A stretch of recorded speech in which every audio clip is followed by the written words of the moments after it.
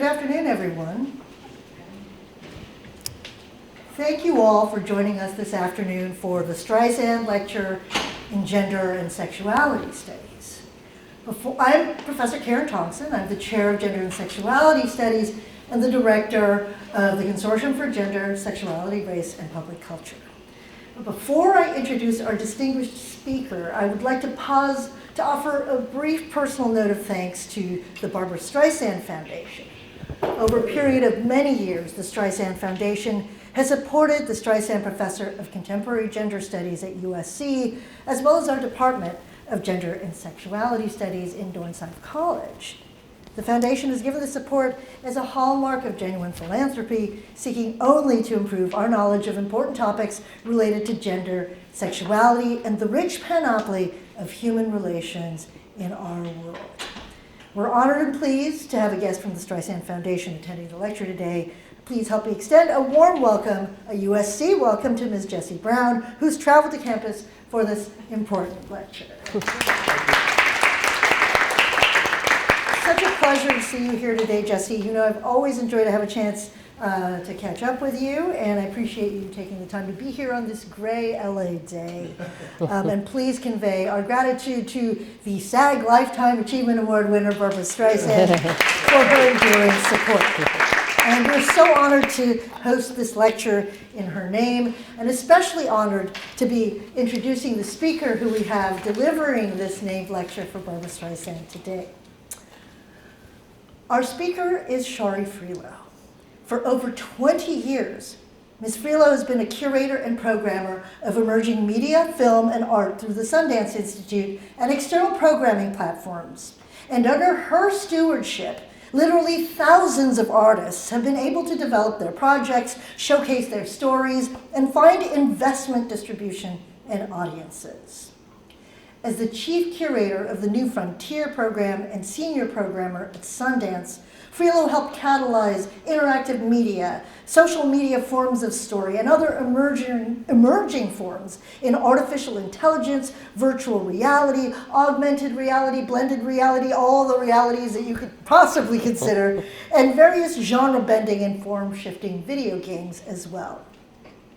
Just last year, in 2023, Frilot was awarded the Peabody Visionary Award for her incredible catalog of excellence in building the industry of interactive media and art, and for ongoing work in reimagining the future of storytelling. And right before this event, I was just in a long kind of meeting where we were debating what storytelling was, is, and the power of narrative. So I'm really curious to hear what Shari has to say today. Also, as a queer woman of color, Frilot has led a movement in storytelling and story innovation through her own creativity and tenacity, showing us the best of the stories that matter in interactive media on subjects of refugees, LGBTQIA rights, climate change, war, the use of force protocol, ethics and technology, racial identity and systemic oppression, and more.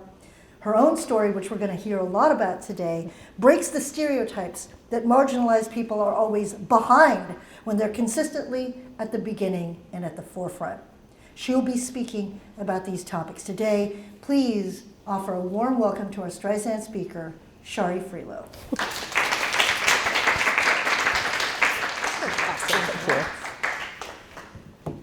Thank you, Karen. That was awesome introduction. It's so wonderful to be here. Thank you for taking the time on this great day to come and hear what I have to say. I guess I prepared some things to introduce myself to you and what I do in my practice and the evolution of it. Let me get over to here. Let's see if this works. There we go. So I'm going to take you back to when I was in college. I was an engineering student in college, and I was obsessed with optical physics. I picked up a found image media collage practice in my senior year, and I fell in love with how something can be created from bringing together different parts of things in ways that became larger than the sum of its parts. This piece here, Cosmic Demonstration of Sexuality, was a video that was inside of a collage that I made. And I think I was drawn to collage because I was sick of being defined by a string of knots. I was not black, I was not white, I was not Mexican, I'm not male, I'm not. And I felt I was something way more than the boxes that were being used to try to describe me. I learned about quantum physics and found out that all of reality is both a wave and a particle, almost impossible to conceptualize, yet here we are, the possible inside the possible. So I was hooked. So when I started making collage, I incorporated film elements, as I was saying, this with 2D elements. So this piece here, one of the elements broke out into its own movie. I'm trying to get over here. There we go. Its own movie. This is a piece called a short film called A Cosmic Demonstration of Sexuality. It was about 5 women and their fundamental aspects of their sexuality as considered through in relationship to the micro and macrocosm structure of the cosmos.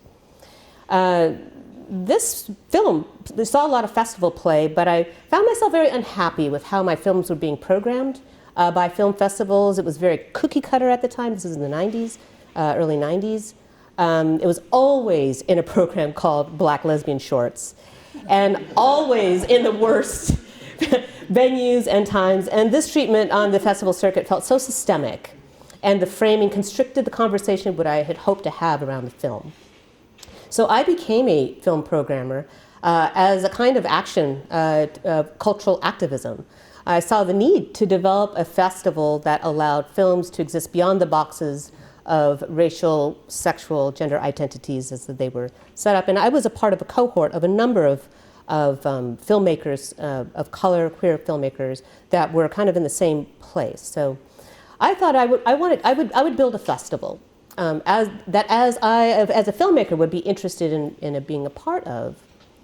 And so I found inspiration from Audre Lorde and her thinking around the erotic.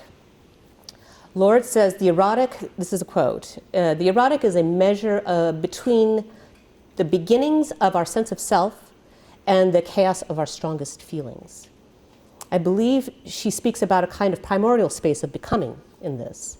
And this thinking drew me to create immersive environments in which audiences could engage with cinematic works, challenging works, environments that were social environments that held space for being challenged and becoming something together.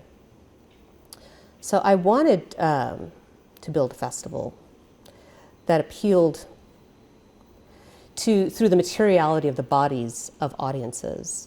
So rather than presenting films to eyes and minds, I wanted to appeal through their bodies. So I built immersive social environments, lots of lounges. I would hack the theater with things to wear, just to making sure that the bodies were open to highly experimental, kind of challenging work. I did this.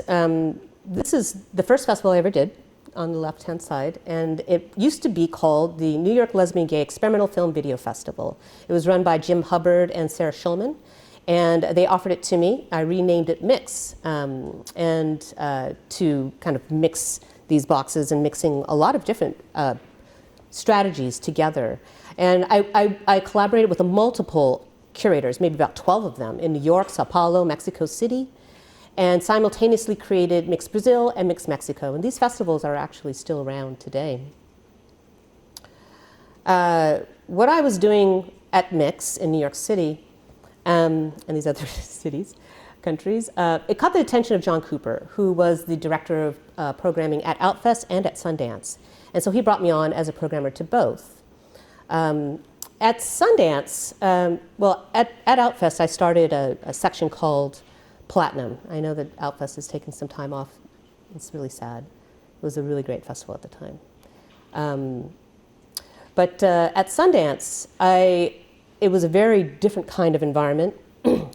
My team were all white, and I ran up all kinds of challenges against these boxes of how race, gender, sexuality were kind of predetermining my identity and the things that I had to say, my opinions, and the conversations I was able to have with my programmers, my fellow programmers. So there, and this is like feeding into this world building thing, because like pretty much every part of my career necessitated some kind of world building, some language building. So in this case, I had to morph and reclaim language and even invent language to be able to break out of these boxes. For instance, I would use diversity was a word that would box in films that I was interested in. Well, we need this film by a black filmmaker for diversity purposes. And I just saw that as a limiting thing. So I started to talk about experimental films by white men and invoking the term diversity. This will diversify our lineup formally. And that really just kind of stopped everybody in their tracks, and never used diversity in the same way. So that opened up a lot more interesting conversations for us. So doing this, I was able to put a lot of films into the festival. And I've been doing this festival since 1999, so this is just a few of the films. I was able to get them in. These are films that would not have played at Sundance otherwise through the work like this. And filmmakers like Ava DuVernay, Ryan Coogler, Dee Reese, Lee Daniels, Justin Simeon, Stanley Nelson. I showed his first film. I mean, the list goes on and on. To not only be able to show films that were legible through the lens of these boxes, but also expand and break these boxes. To really understand the diverse form of these films that were once judged on one level, and now to be able to present them as something that's original and fresh, and something that we all needed. So, I did this because I think that, people ask me why I do this work, and I say quite seriously, it's for my own survival, because I think that there's justice that can be made and found in through legal recourse, but really, what changes people and their action is what happens in their heart and how they see and their vision. So these films that you see here, they shifted visions of black people on screen and on an international stage in television, and opened up a new world for black filmmakers who could create more films to expand the cinematic culture. That's what I'm always trying to do, is to make it more capacious. So to tell stories that have systemically been excluded often results in stories that look really different. And they take different formal risks. They find fresh language that you've never heard of. And to tell stories, their stories, which deviate from the norm. And, in 2006, 5-6, this is when we started to see a massive sea change on the media terrain, the landscape. New media technologies were coming in and really just shifting everything. All of a sudden there was a YouTube, all of a sudden there was Facebook, and somehow I arrived there too with New Frontier. But it was just because, and it wasn't me. I'm following the artist. That's all I do. I follow the artist. The artists always take me to the edges, to the fresh terrain, and to the places of change that are really constructive.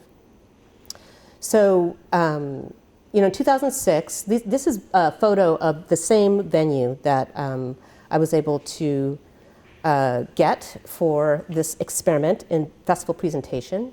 And on the left, 2006, that is called the Digital Center, and that was founded just after I started the festival, because we were the first festival to show to do projection digitally. And this is where all the filmmakers could come and touch the new cameras. Amidst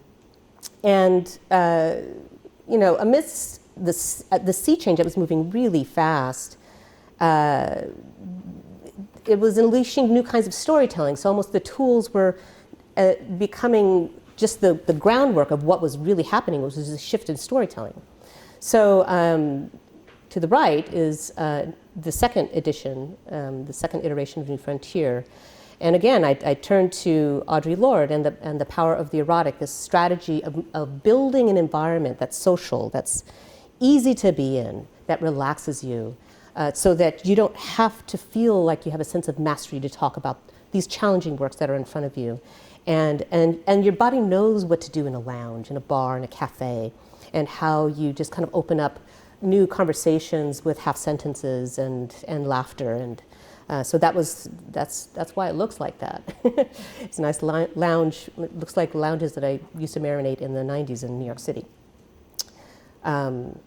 So we worked to transform this sponsored venue into an immersive exhibition, cinematic works, that really was focusing on stories that were coming out from the crossroads of film, art, technology, and later it would become also performance. So this is, so that was 2007 was the first year that we did that. Artists practicing at these crossroads were really creating new stories, new forms, and new technologies. And this is one of probably the most famous new technology, although there were many others that came out of New Frontier. The woman in the box on the upper left-hand side, that's Nani de la Peña. And she was a journalist who's really, wrote for Time, Newsweek. She was really frustrated with how her stories were like read and then forgotten, and she wanted to write about things that are important, like hunger. And so she created, she figured out a way, well, she's at USC here, she was working with this really gorgeous VR headset. Now, VR has been around since the 90s, and she was working with this and came up with a VR experience called Hunger in Los Angeles. And so I went and I saw it. And if I had read this article, or even if I had seen it on television, I would be like, wow, this is really bad, and then read something new or see something. But experiencing it in the headset, I dreamt about it that night. I have it as a body memory. And so I understood why she was drawn to this. And it was a very simple story. This was, a hungry man passing out in the street from a diabetic coma. And the ambulance came and took him in. But it was interactive, so I was able to see him and beg for people to come to let him go and get some food. It was the first time I was immersed in this kind of, inside of a movie that was actually a game, that was actually a piece of journalism. It was a big sea change. It changed everything. And this regeneration of VR opened up a multi-billion-dollar industry of the immersive industry. And now today, every A-list festival has one of these immersive showcases. The universities around the globe have graduate courses around immersive technology and immersive storytelling. It was a real world that was created out of our experimental new media festival. At Sundance, that section is also, you'll find the most diverse people there, just by virtue of who we are and who's looking for this, who's looking for a new language to tell new stories.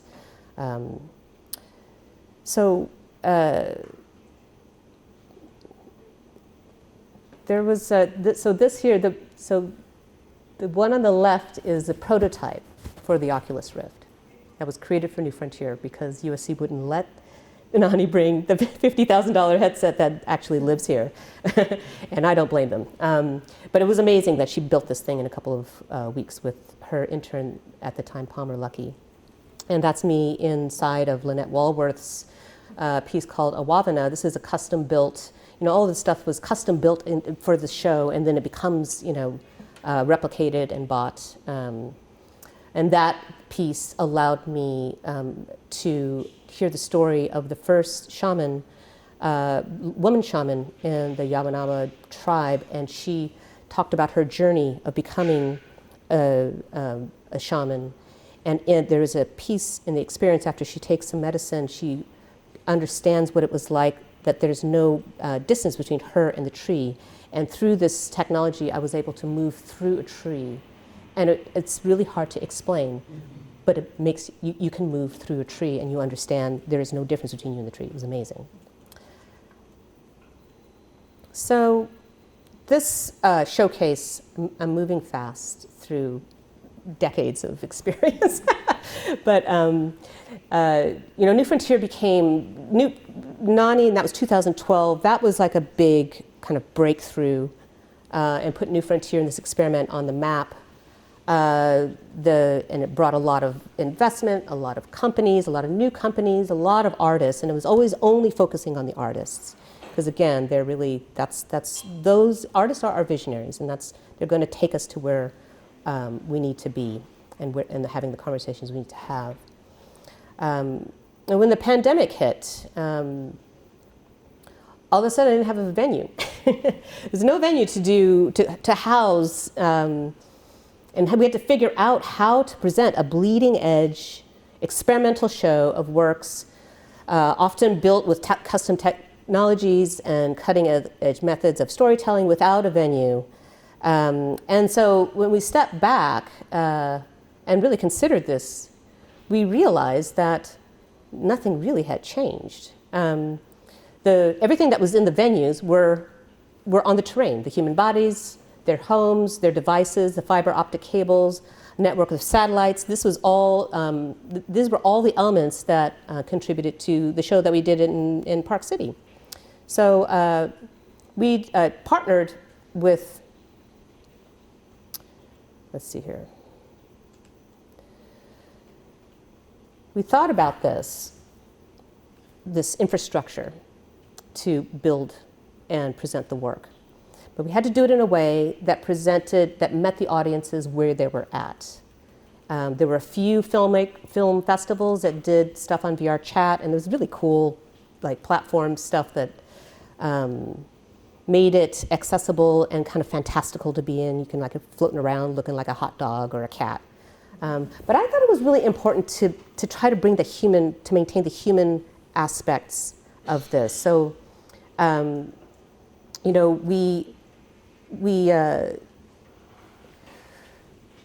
thought about, let me just see here. Yeah. So when we realized, the network had to do with satellites, and we were in this place in a kind of globally collective overview moment of thinking, what is happening on the planet? It's all happening to all of us. We thought, well, it has to be a satellite. And so we built a WebXR website with 3 venues that was designed as a satellite to orbit the Earth alongside the International Space Station.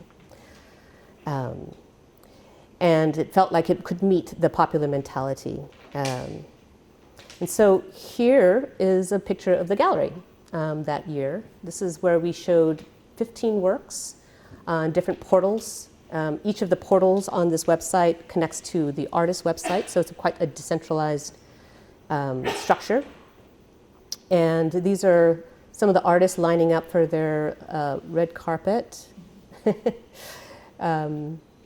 There's Stephanie Dinkins jumping up for joy, Grace Lee, Sandra Rodriguez. It's really kind of an amazing lineup. And this spaceship, we call it affectionately the spaceship, and this was a globally accessible website, and it could hold infinite number of people, 75 people in an instance. The best in show at that time was 40. And it quadrupled the New Frontier lineup, access to the lineup. And so we knew we had something there. And that was because we were able to build the gallery, we figured, okay, well, let's just keep building. So we added another venue. That would be a bar, lounge, and this is, folks hanging out during the festival.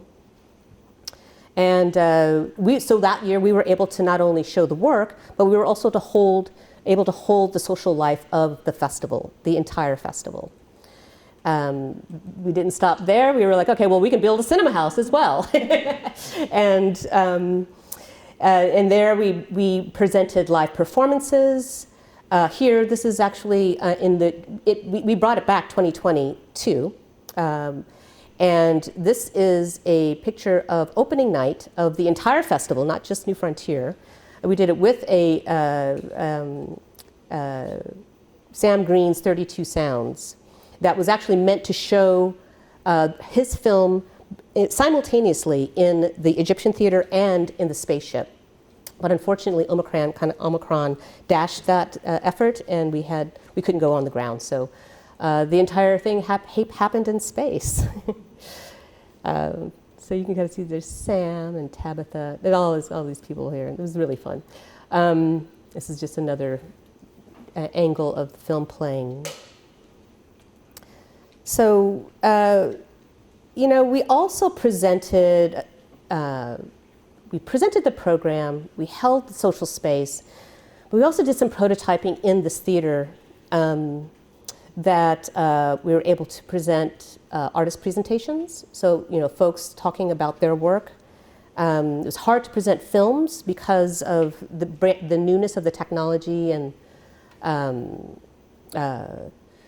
just the unfamiliarity of filmmakers, but some filmmakers actually saw this as an opportunity and allowed us to show their films. But we also saw, it's like, okay, well, this is a way to maybe invite community organizations to come on to the festival and just give them slots in the cinema house and share what they're doing and have them tie into different aspects of the festival. And that was huge. It was like the beginning of what I'm really interested in, which is giving the festival away and to really kind of expanding and spreading the love.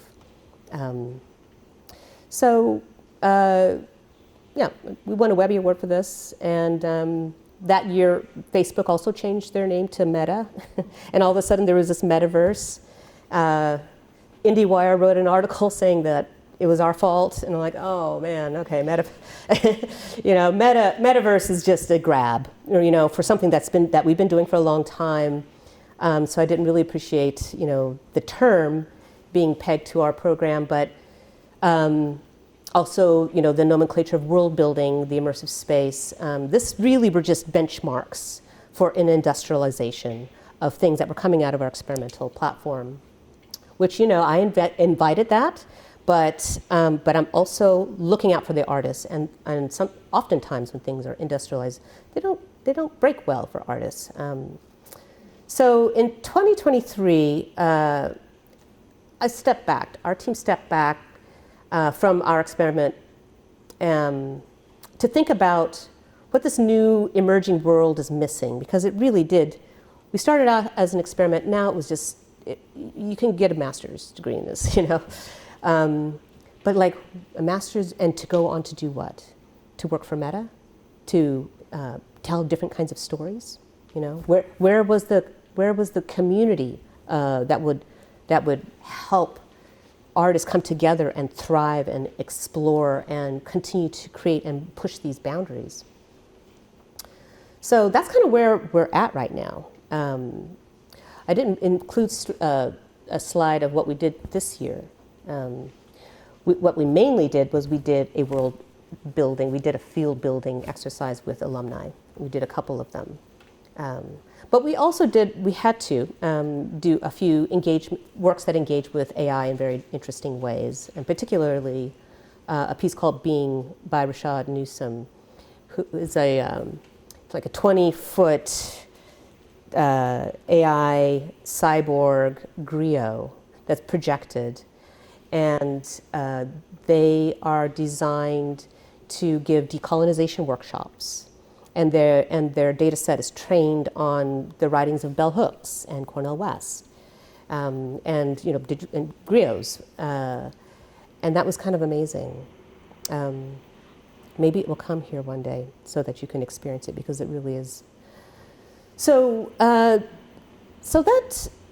I'm at a juncture now with this show and with this experiment, where I'm kind of coming full circle and going back to collage. Really kind of going back to my roots, because this thing really did turn into a material world that I'm finding my way back into, to understand how to hold space for artists who, every time I go to Venice and I talk to artists and I ask them, so what do you need? And they always tell me what they need, except for the last 2 years. Last 2 years they said, I'm exhausted. I have no idea what I'm just too tired. So I stepped back and I picked up a collage again to swim in the images and ideas that help me understand impossible relationships and how to create something that was larger. And this is something that I've been working on, and I wanted to share with you. It's something that's in progress.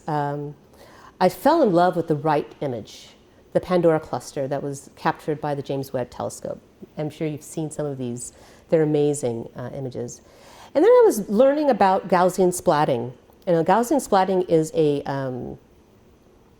is a streamlined method. It's brand new to be able to create volumetric 3D images out of 2D images. And I was watching the video, kind of a informational video, and I caught this frame. I'm like, oh my God, that looks like the James Webb. So I put them together, and I just think this is just a completely striking that the lighting patterns of something that is outside in space and that we just found the technology to see, it mirrors this brand new technology that we're able to figure out how to create 2D images into 3D images. It seems like it points to another way of seeing, to understand, to see the texture of seeing, of something that is fundamental to how we see images and how patterns come together. That mean volume that speaks volume, depth, pattern, composition, or the perceivable universe. I don't know. There's so much to unpack out of this image. It works my head around exploring something that I'm very interested in, which is the relationship between virtual worlds and physical worlds, and the remarkable truths and perspectives that can be encountered through immersive environments. So it's a fun, formative moment for me in my career. But I also brought a little gift for you as well. At the field builds, we created a zine for all of the alumni. So this is special. Only the alumni have this. And if you're interested in it, you can toss it. There's a QR code for it. This is a zine that basically has all of the editions of New Frontier, all of the programs, also all of our labs. We had a story lab for a long time. We had an interdisciplinary program for a long time that brought the theater and composers together in one lab. We used a little bit of AI technologies, these so-called AI technologies, to be able to search this. So this is a searchable zine, and I give it to you. So thank you for your time, and I hope that was interesting. Our conversation. Yeah. Thank you so much.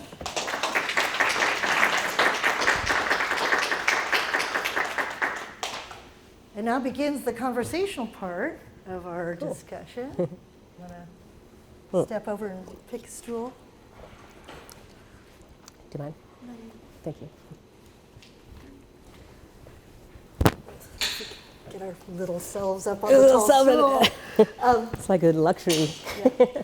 So thank you so much for that journey through your career and sort of your inspirations. And I love that it went full circle back to your, because I've known you for a number of years, but I never knew that you majored in physics or studied that in college, and that's what kind of brought you to this kind of creative life world that you inhabit now, and one that kind of thinks outside of the realities that we're used to or kind of mired in sometimes.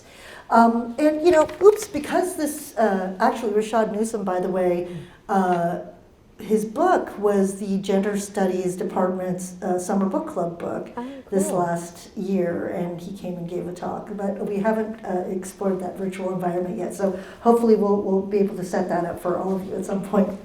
Very cool. But because of the kind of gender and sexuality studies environment that we're in, of course, I wanted to open our conversation by inviting you to talk about the question of women, gender, and innovation, right? Mm-hmm.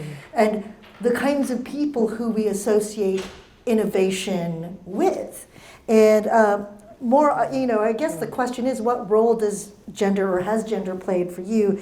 And if any, in the process of world building or technological innovation, because historically, it's something that we pinned to, the kind of male gender and science and the kind of, we know how that sort of educational process has overdetermined these outcomes. But I just wanted to invite you to kind of talk about that, because I think the story that you were telling us, especially about VR, for example, is that women were at the forefront of that technology. Yes, they were, and brown women were there. Women are always there. They're always there. They're never not there. But the work does get captured by a hegemonic structure, and that hegemony works through narrative as well as through economic forces. And I definitely experienced that, having been on the ground floor of the immersive industry, where it was me and Nani, and we had long conversations of whether we should even do this, and we did it, and it exploded into this new industry where a lot of women jumped in. They saw this as an opportunity. Also, a lot of work, like Rose Trochet, went from film to making VR, made a number of them that we showed. For those of you who don't know who Rose Trochet is, Rose Trochet was a new queer cinema director in the 90s, known for her cinematic work, and then has become a lauded television director, probably directed many of your favorite series at this point. And now I guess Rose is doing VR? Yeah, she's been doing it. She came in the first or second edition that really kind of dedicated to VR. We made that choice to dedicate it because we knew it was a sea change.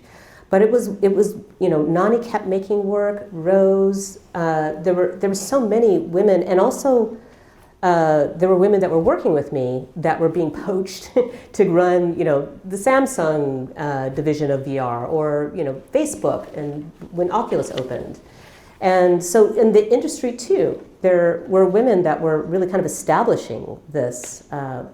Now, when they went out to try to get money for their companies, that was where it was hard for them. That's where the stumble happened, because the VCs that are out there, companies that would be interested in, wanted to invest in a narrative that they were familiar with, and that narrative, it is exactly that. It is a narrative, but it is not a truth. It's just not my experience watching the immersive industry grow and blossom. It was women that were opening up. And there were a couple, there was actually, I'll have to send it to you, an article that talked about, the 10 most important people in VR. They were women. And it was really, it was kind of eye-opening. And just, yeah, I don't know. It's a sale of, what do you call it? It's just a bag of goods that are being sold, but it's not true. But the fact that we believe in it, and if we believe in it, we keep it alive, right?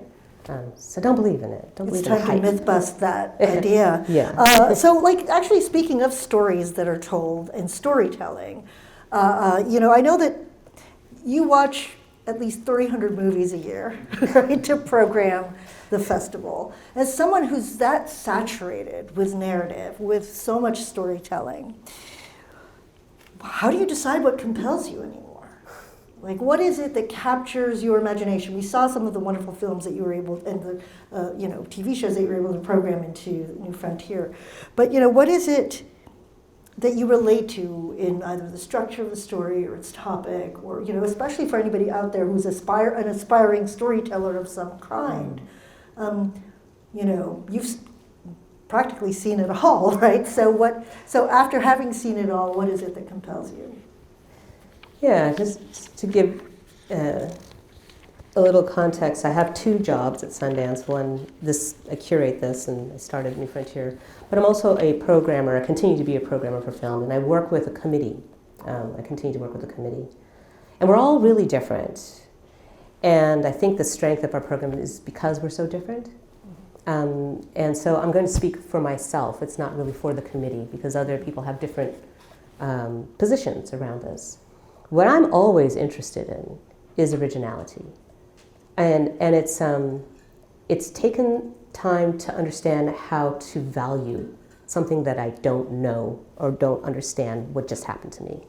And I've come to a place where I value when I am challenged or I'm lost when I'm watching something. But there's something that is like working for me in the movie, or working for me as a character, or as a story world.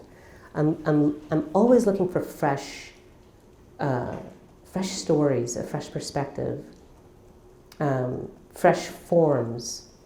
And so, it was easy for me to find, people of color because, before I got to Sundance, there just weren't a lot of films, and certainly on the television landscape, it didn't look like some of the films. But coming up with language to value this freshness also fed into what I was looking for, like how I could talk about, Neptune Frost, which is a film that played, it didn't need my help, but it was a film that definitely challenged a lot of people because it's not a straightforward narrative. It is a vibrational narrative, almost like a spoken word opera. That the craft of it was so beautiful. So I knew I had to pay attention to this person, this filmmaker is doing something intentionally and hitting its mark. Now, like the form of it, I'm like, what is happening to me? But it was beautiful, it was lyrical. So another way I look at these films is if the filmmaker, I can read intention of filmmakers really well.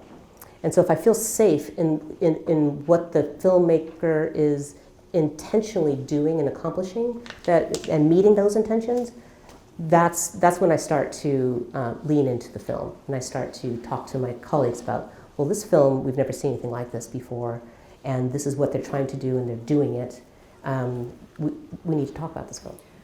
It's so funny because I think that it's important when people always ask me, as just a casual film viewer or what have you, sort of like, did you like Saltburn? Let's say just for a film that was out recently that people might have some, kind of context for. And I think that asking somebody if they like something might not be the right question at the very beginning, because the question is sort of like, are you still thinking about it? I mean, and in what ways?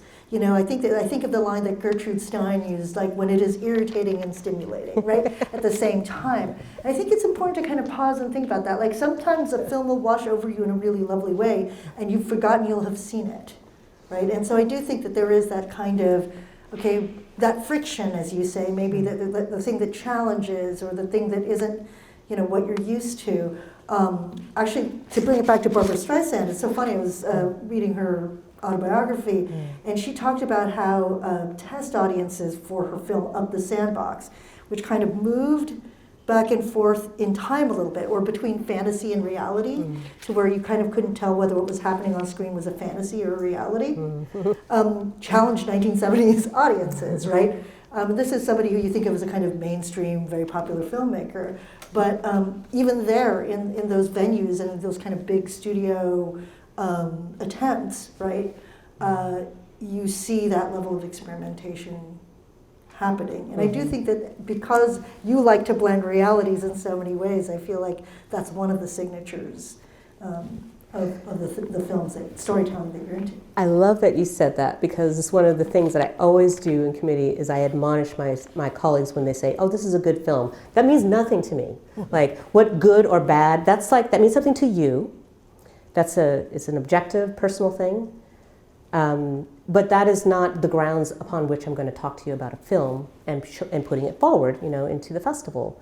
Our festival, I think our festival, is a discovery festival. That's kind of like where our reputation is built.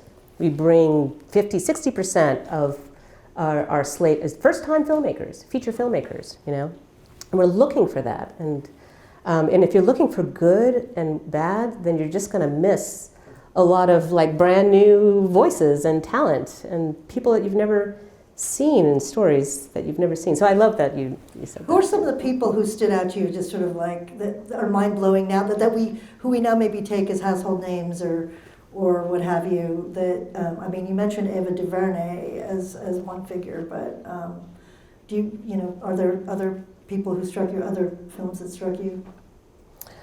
Gosh, there's so many of them. I mean, I remember, Justin Simien, who made Dear White People. Mm-hmm. People didn't understand how to laugh at that film. The pacing was just kind of like, it was a very ambitious film, so it was dense.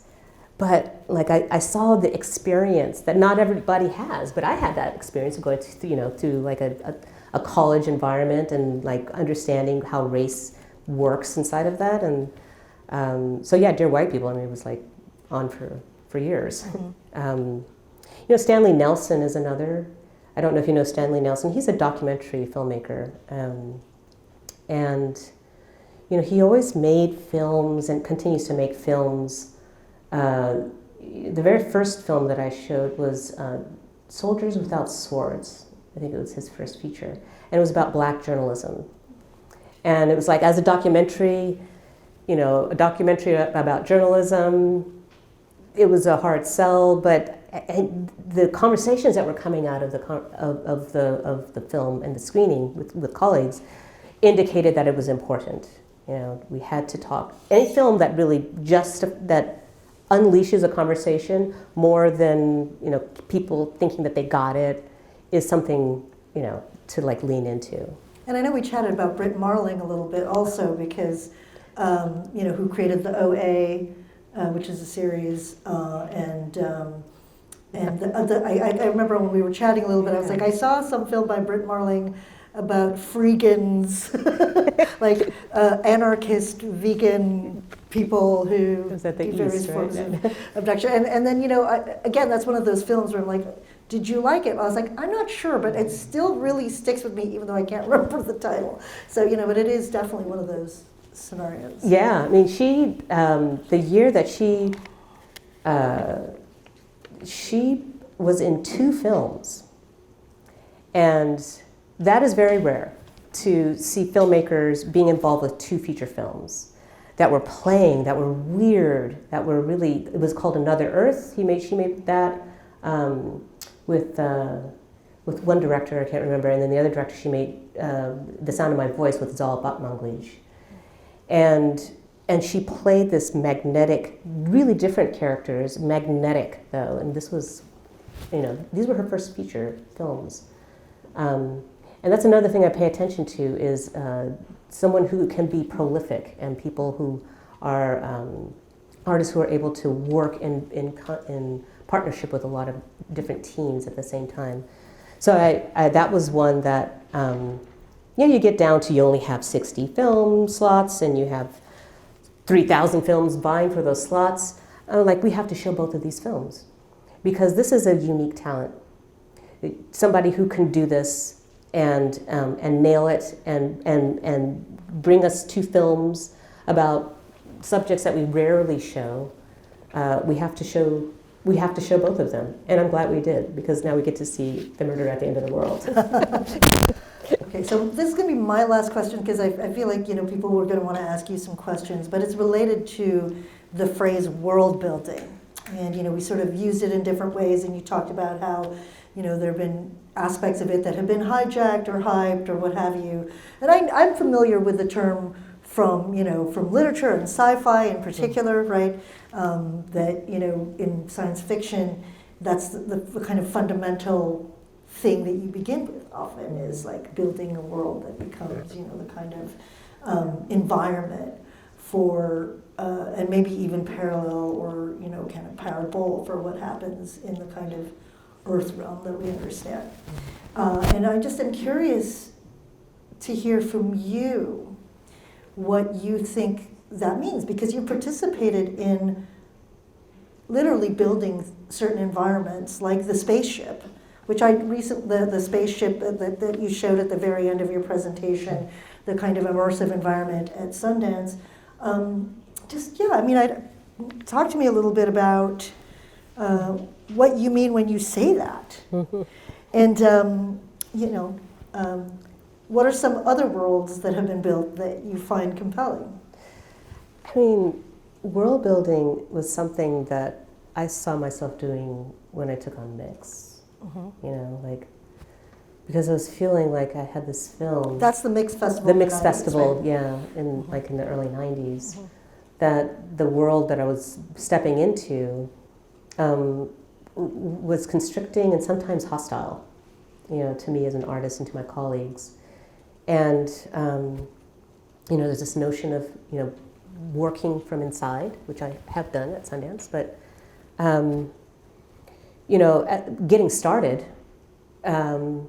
what needed to happen was to build something brand new, a new world with colleagues, with my peers.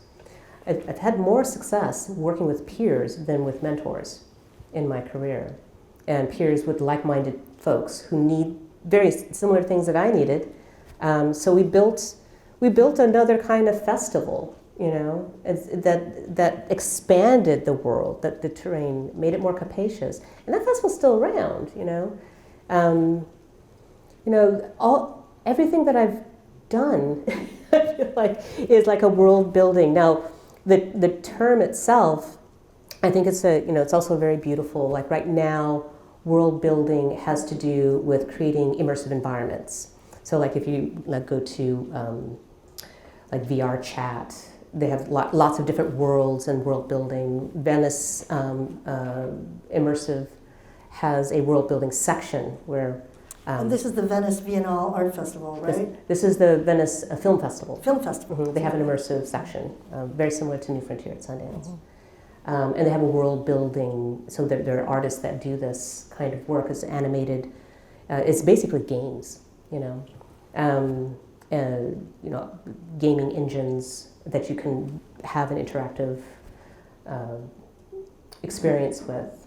And there's actually a really great film too that's worth pointing out that we showed at Sundance called "We Met in Virtual Reality." It's on HBO, and it's about these different people meeting on VR chat. The whole documentary was shot inside of VR chat, so it almost feels like an animation. But it was during lockdown, so it was people going through real human stuff, like mourning people who were lost or falling in love and getting engaged, and it's just such a beautiful film that, in terms of world building, it's such a great example of, what it means for me to build a world, because it's one thing to create like a Grand Theft Auto or some kind of like game engine, but it's another thing for people to come to it and then live their life in it and then actually grow their life inside of it. That for me is a real world build, where you establish a different kind of platform, whether it's brick and mortar or virtual, but it allows for another kind of becoming, another kind of like society or community or conversations that you can become in a different way, and then it changes the world around you. That is world building for me. That's really beautiful, and I think that with that remark, I want to open it up to anyone who wants to expand the world that we've sort of temporarily created here. So, Tara McPherson. First, I want to thank you for the career that you've had, because your capacious understanding of what arts could do has fostered so many unique worlds and environments. I mean, you said twice in the talk, artists are visionaries and artists will take us to the edge. And they partially could do that because of the brilliance of curators and programmers who help them do it. You've also kind of personally mentored my grad students like Nani and Samantha Gorman, right? So amazing. I'm very grateful for that. But at the very end, there were a couple of notes of fatigue, like maybe both your own fatigue and returning to collage, but the artists you've been speaking to in Venice, like in this particular moment, not quite being ready to kind of name what they need next. So I wonder what you think's emergent. I mean, you've been a pretty prescient forecaster for decades, right? Like, what do you feel bubbling up right now that artists are moving in? Well, I always dodge questions about the future because I don't believe in it. I believe that the future is made from decisions that we make right now, and then we forge it. It's a collapsing of the wave function. But I can speak to what I see, why all of a sudden I think that that was happening with the artists. And I started to see it in 2020. It's like that things were moving faster, and there was a speed with which our lives were being paced, and a pressure to have the best phone. And it was coming as a new phone every year, and learning the best apps, and just brand new on top of everything that we were already doing, And it was amazing, and these devices, the technology, as it was really kind of entering into our bodies, giving us a kind of cyborgian state of being, very exciting and interesting. But this technology was proprietary. It's not open source, a lot of it, and has become more and more proprietary. And in that nature of being proprietary is extracting something out of our participation. And during lockdown, I saw the artist that I work with at New Frontier, who's working in the space, was they were like ready for their close-up, right? They were like creating these worlds, and they were there to deliver experiences to you at home. And so there was like this enormous pressure for them to create more and move faster. And they, instead of going and giving talks or going to festivals maybe 4 times a year, they were going once every month because they could, because they were savvy, and because everything had gone virtual. And so there was just the amount of work that I think hit that artist core, was a part of why they were just like, wow, I can't even, I'm just exhausted. I feel like it's just a bunch of tasks. And that also resonated with a lot of just, we are not gadgets, right? That kind of like, we're doing a lot of tasks on our devices that connect us to the world, right? Connect us to, but like, what is it when we're on certain platforms that keep us on the platform versus platforms that take us down to the ground with other people? I think those are 2 very distinct and different and important things to pay attention to, because platforms that keep you in a digital space get you working really fast and keeps you really busy, and then time goes by. I mean, that includes, binging a series on Netflix, keeps you in that space. It's really hard to break out. But that's a streamer, it's not a film company, so that is a data economy working. So, that's really the answer to your question, is the data economy and how that's developing. I think that the ability to reach, to establish a kind of texture of life that brought us together in this really visceral way through a pandemic, through revolutions, and now that we're kind of on the other side of it, our buy-in to some of these platforms are so solid now that we have to relearn, I think,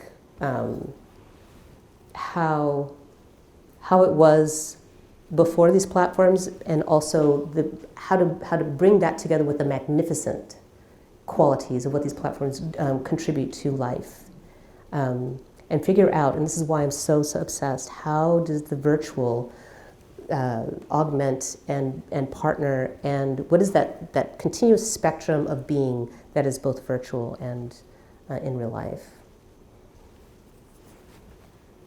Other questions?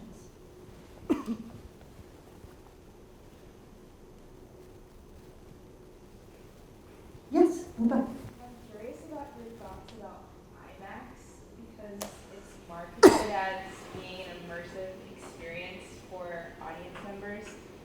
Do you believe that it's an immersive experience, or if it's just the movie industry trying to get consumers to spend more money?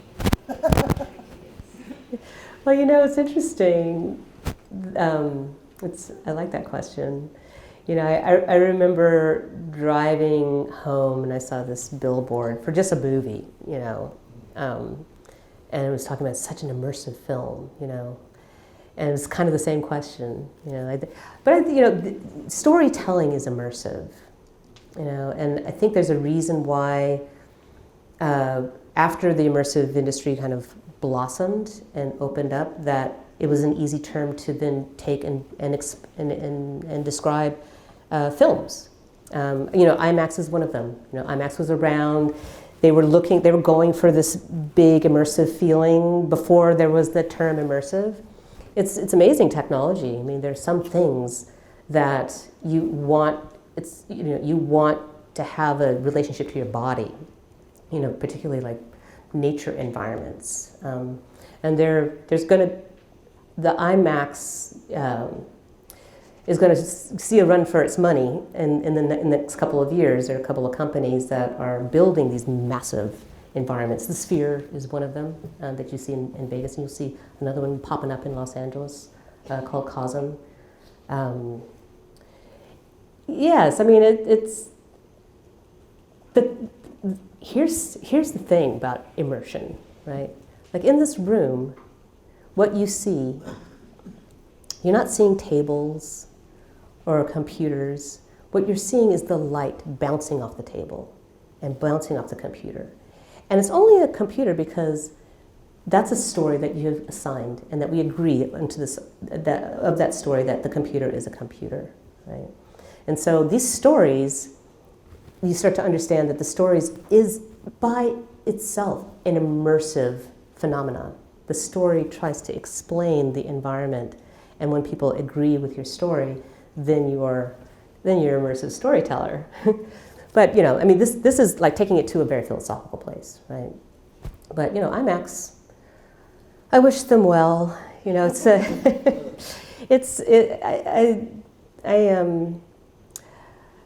I love theaters and that they bring people together, but they bring people together in a different way than they used to.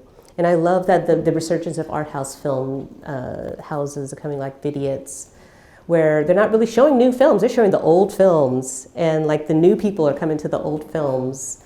And there's something about cinema culture that has as much to do with what's on screen as it has to do with who the communities that need these films, need these stories, they need to have the conversations that these stories help them have, maybe IMAX will, I don't know, hopefully IMAX will come around and maybe show some more experimental stuff as well. Vidiots, by the way, is in Eagle Rock for anybody who wants to go experience, like seeing, let's say, Amadeus from 1984 on a big screen in a theater that's not dissimilar from the theater from 1984. So, yeah. Other questions or comments? We've just about reached the time for our reception, but behind this partition there. So are there any other questions or comments, any final thoughts? Because otherwise we can immerse ourselves differently in this environment and kind of open up and see what the world brings to us. Please thank Shari Frilot once more for sharing the many worlds with us. Thank you. Thank you for your questions. Thank you to Rebecca Zobek, our program specialist in Gender and Sexuality Studies, for all of her hard work today. We'd also like to thank the Dean of Humanities, Rebecca Lemon, for continuing to support this lecture, and of course the Streisand Foundation for their ongoing support. So please join us for some yummy treats over on the other side of the wall. Thank you so much. Thanks, Karen. That was awesome.